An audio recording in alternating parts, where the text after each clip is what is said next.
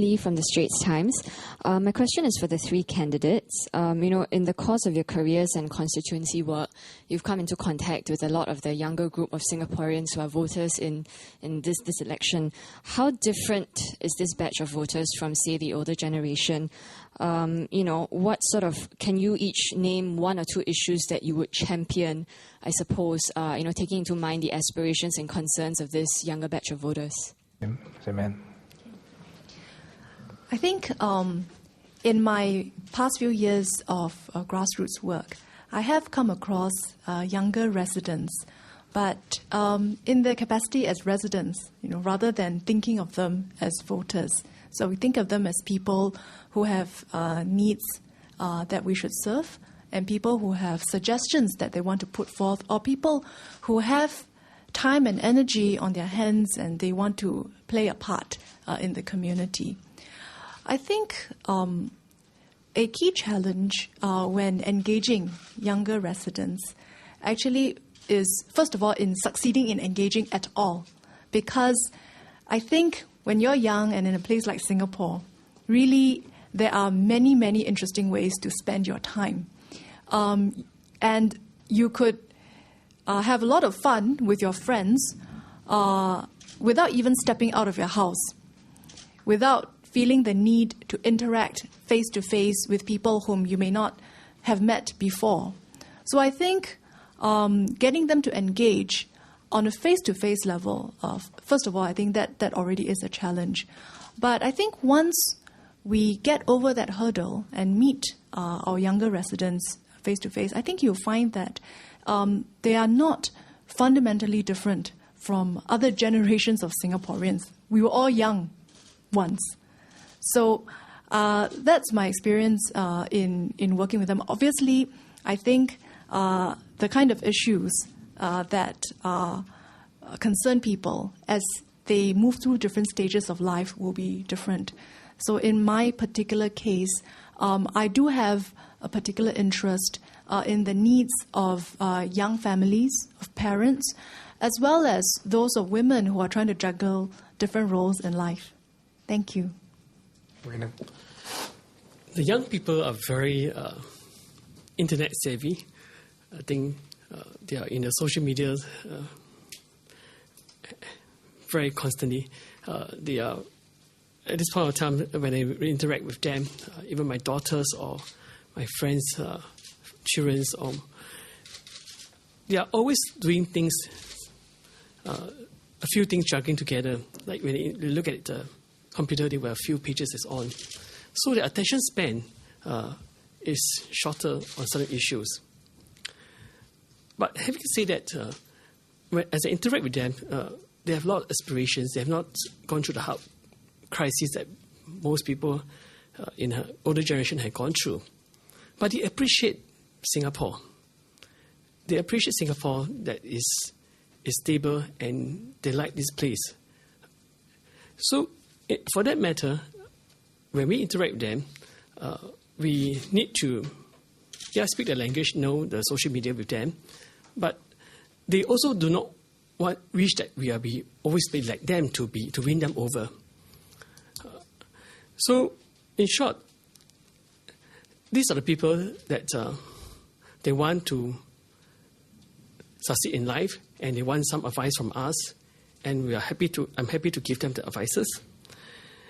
And they are also want to be engaged with you through social media, which I think is something that I'm also learning to do so.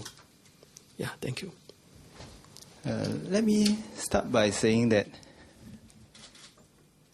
the young people and the old people, while they have their differences and different characteristics, there are also many similarities that they share. So maybe I start with the differences first, and then I talk about the similarities. I always remember this wise saying from my mother in Cantonese when I was young. When we were young and when the government comes out with a policy and some new initiatives, they have this Cantonese saying, 政府諗過㗎啦，你唔使再諗㗎. Which means that if the government has thought through this before, you don't have to think again. There's a lot of faith in the credibility of the government. A lot of faith. It's amazing. Because they have seen a very dramatic change from their living standards, from what they were, maybe staying in the kampongs in the past, maybe staying in the attap houses, moving on to the HDB, and they have seen how the government has, over the years, improved their lives. So tremendous faith, tremendous, almost quantum jump in the living standards. So the saying was, 政府諗過，你唔使再諗. Government thought of it before, you don't have to think again. The young people are a bit different. The young people, they like to come to the conclusion themselves. They don't like to be told the solution. The solution might be the same, but they would like the process of working through the solution. So like what Roman was pointing out just now, that simple question, should we spend less on defense? They don't like to be told 6% of GDP, that's it. No question asked. But what they want to know is, why 6%? Can it be 4, 5, 5.5? And then they want to know the rationale.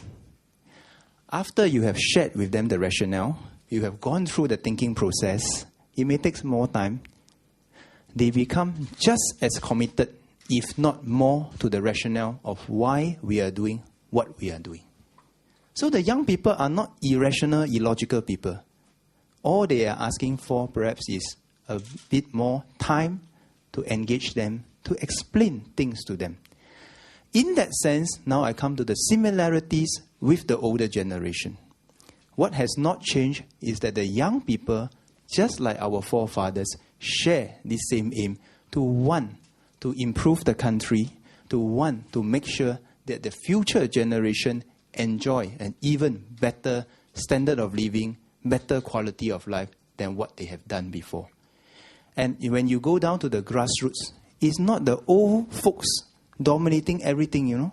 You see many dedicated young people from all walks of life coming forth to serve in the grassroots, not for pay, not for anything, but for a simple aim. They want to participate, to take care of the community that they are staying in, to participate in building this country for the future. And I think this bodes well for Singapore. The love for the country is no less. Maybe we all think that it's a bit mushy to talk about loving your country, but I don't think it's any less. But the method which you bring forth this might evolve and might has to change. And that's not something new. Every generation will have this challenge to connect the leadership with the people, and the challenges will go on. I don't think it's fair to say that one generation is harder than another generation. Right? So each one of us at our position must continue this whole process to engage the young, bring forth and bring out that the feeling that they have for this country, to make it a better place for the next generation.